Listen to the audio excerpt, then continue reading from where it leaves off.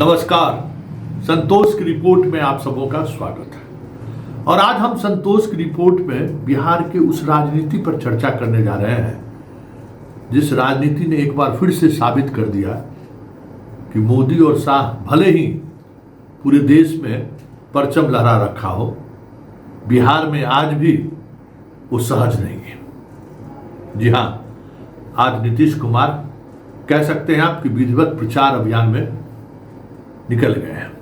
जगदीशपुर में कार्यकर्ता सम्मेलन को संबोधित करते हुए उम्मीदवारों की भी घोषणा कर दी, लेकिन उस पूरे कार्यक्रम के दौरान न पहले वाले वो नीतीश दिखे, न वो अंदाज दिखा, न वो जनता से कनेक्ट कर पाए। जिस बात को लेकर कल उपेंद्र कुशवाहा ने सवाल खड़ा किया था, कहीं न कहीं उसी को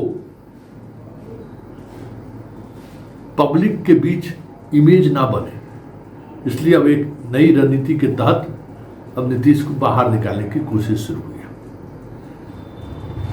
इस कोशिश में बीजेपी कितना सफल होगी कहना मुश्किल है, क्योंकि आज नीतीश कुमार ने पहली बार जनसभा को संबोधित किया, मतलब अपने कार्यकर्ताओं को संबोधित किया है।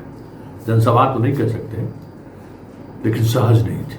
तो जरा देखिए, वही अंड बंड कांग्रेस कुछ नहीं किया, मतलब जो प्रधानमंत्री के मन से बोलते हैं उसी तरीके से वो बोलते रहे। अपनी बात क्या कहना है वो भी नहीं कह पाए।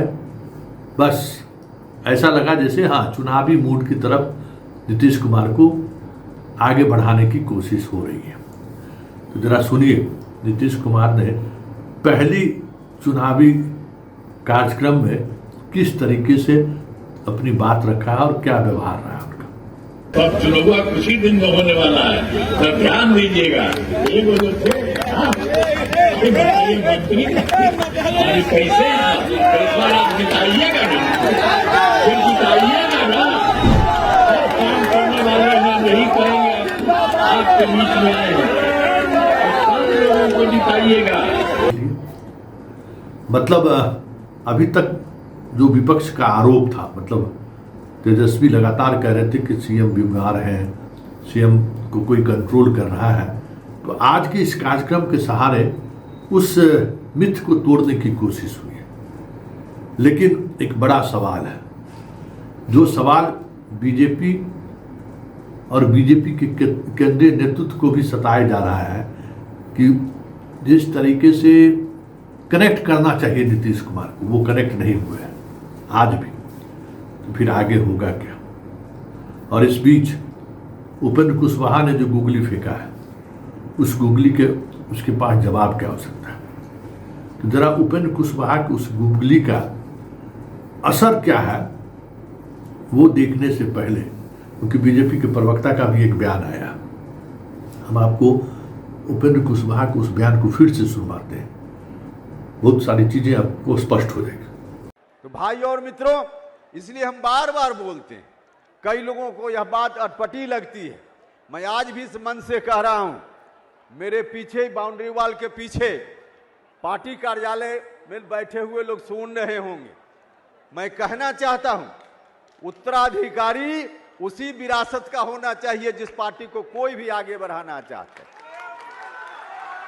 और समय रहते अगर नहीं तय होगा तो शोषित समाज दल जिस रूप में समाप्त हुआ, नुकसान उस रूप में भी हो सकता है। सुन लिया आपने। अब जरा बीजेपी के प्रवक्ता का बयान देखिए। हालांकि वो निशाने पर तेजस्वी को ले रहे हैं, लेकिन बहुत ही संतुलित तरीके से प्रदेश को मैसेज देने की कोशिश है। प्रवक्ता का यह बयान, प्रवक्ता का जो बयान है वो एकदम टू द पॉइंट, जैसे लग रहा है कि निर्देश है इसी मुद्दे पर इससे ज़्यादा न कम बोलना है। ये सारी चीज़ें लगता है जैसे एकदम कैलकुलेटिव वे में प्रवक्ता से ये बात कहलाई गई है। जरा सुनिए क्या कह रहे हैं प्रवक्ता। जो विरोधी नीतीश जी पर नाप से नाप आरोप कराते थे, उनके मुंह पर यह करारा तमाशा है। माननीय मुख्यमंत्री चुनाव प्रचार में निकल चुके हैं कहीं एक तरह से, और लगातार योजनाओं की समीक्षा कर रहे हैं। मुख्यमंत्री जी पहले भी 38 जिलों का दौरा किए थे और लगातार समीक्षा कर रहे हैं, महिलाओं के सम्मान की बात कर रहे हैं, युवाओं, छात्रों, किसानों की भलाई की बात कर रहे हैं। आज पूरा बिहार नीतीश कुमार जी के नेतृत्व में और मोदी जी की विजन के साथ जुड़ा हुआ है। पूरे बिहार की भावना जुड़ी है। बिहार की जनता जानती है कि नीतीश कुमार ही मुख्यमंत्री रहे, जिन्होंने बिहार को जंगल राज से निकालकर आज यहाँ तक लाया है और विकास को उड़ान की नई पंख दी है। विकास को विकसित बिहार बनाने का जो सपना हमारा है, मोदी जी का सपना जो है, वो नीतीश कुमार जी के नेतृत्व में हम लोग 2025 के चुनाव में भी जीतकर उसको पूरा करेंगे और 2025 में फिर से नीतीश के नारे के साथ हम लोग कम से कम 225 सीट जीतने जा रहे हैं। बाकी 25 सीटें विरोधियों को कहाँ रहना है, नहीं रहना है, बचे 25 सीटों में वो तय कर लें। सुन लिए, मतलब जो संजय झा बिहार तक के कार्यक्रम में कह बोले कि अब निशांत की जरूरत नहीं है, अब नीतीश कुमार फुल फिट है, आज वही दिखाने की कोशिश हुई। लेकिन वो कोशिश कितना सफल होगा ये तो आने वाला वक्त बताएगा, क्योंकि उपेंद्र कुशवाहा ने जो गुगली फेंक दिया है, उस गुगली से बीजेपी सहज नहीं है। न बिहार की बीजेपी सहज है, न केंद्र के मोदी और शाह सहज है, क्योंकि ये इमेज गया आज के पब्लिक डोमेन में आने से बहुत कुछ नीतीश कुमार के बारे में इमेज बदलता हुआ नहीं दिख रहा है। उनके भाषण को आप सुन रहे होंगे, और चुनावी सभा जब शुरू होगी तो एक दिन में 5-5, 6-6 सभा होगी, और उस दौरान न विजय चौधरी होंगे न सम्राट चौधरी उनके साथ होंगे। बहुत मुश्किल होगा कोऑर्डिनेट करना। और अगर पब्लिक के बीच ये मैसेज चला गया कि नीतीश वाकई में बीमार है, तो ये तय मानिए कि खेला हो गया, क्योंकि नीतीश जिनके साथ रहे, नीतीश मुख्यमंत्री नहीं बनेंगे तो नीतीश का वोटर बीजेपी या नीतीश कुमार के साथ या एनडीए के साथ नहीं रहेगा, ये तय दिख रहा है। तो फिर होगा क्या? संभावनाएं क्या जताई जा रही हैं?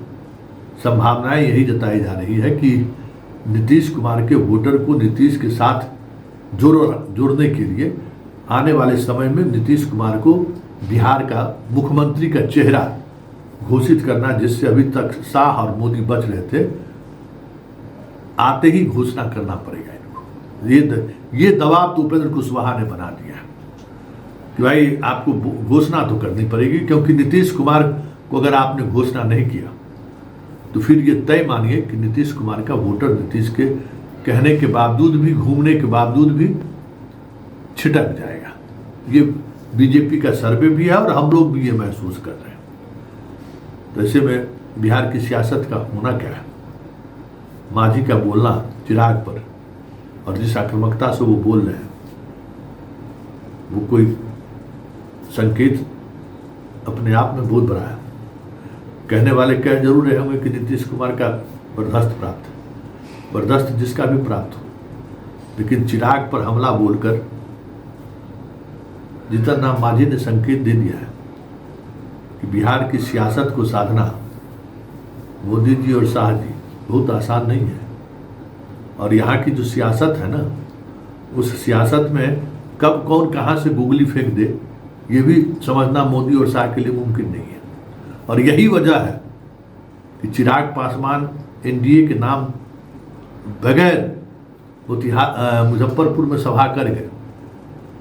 इसके बावजूद भी बीजेपी तय नहीं कर पा रही है कि होगा क्या, क्योंकि मांझी का बोलना वो दबाव है, उपेंद्र कुशवाहा का बोलना वह संकेत है कि बिहार में जो 2020 में शाह कर बैठे, इस बार चुनाव में चुन चुन कर हिसाब लेंगे। चलिए देखिए आगे आगे होता है क्या, लेकिन इतना तय है कि बिहार की सियासत में भले नीतीश कुमार आज उस हालात में नहीं है, फिर भी कहते हैं ना कि सरलो भुनना तो रऊ से भुनना।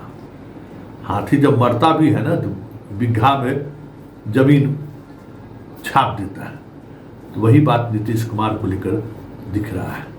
भले वो बीमार हो, लेकिन उनकी जो सियासत है ना, वो सियासत इतनी गहरी है कि मोदी और शाह के चाहने के बावजूद भी बहुत सारी चीज़ें उनके कंट्रोल में होते हुए नहीं दिख रही है। ऐसे में बिहार में फिर से एक अलग तरीके का खेल होता दिखाई दे तो कोई बड़ी बात